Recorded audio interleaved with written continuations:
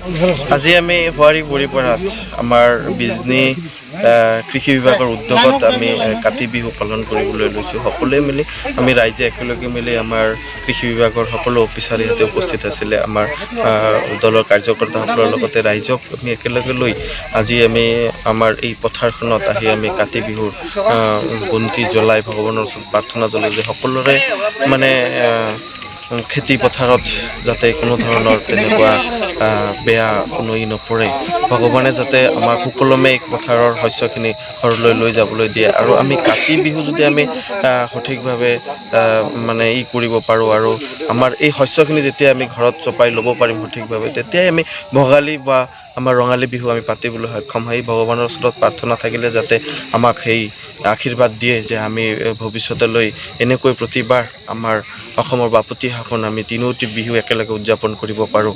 ঠিক তেনেকেই আমি আমাৰ সমাজক আমাৰ কলা সংস্কৃতিক আমি আগবঢ়াই লৈ যাব পাৰোঁ। আজি আমি আহিন মাহৰ 31 আৰু ইংৰাজী 18 তাৰিখে আজি কাতি বিহু আনুষ্ঠানিকভাৱে 1 নম্বৰ বৰিপাৰাত কাতি বিহু উদযাপন কৰিছোঁ। আৰু লগতে আমাৰ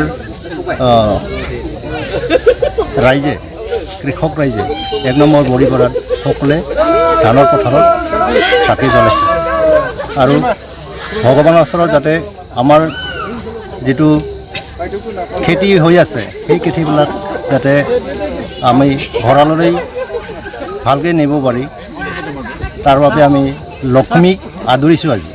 আৰু নিশ্চয় আমাৰ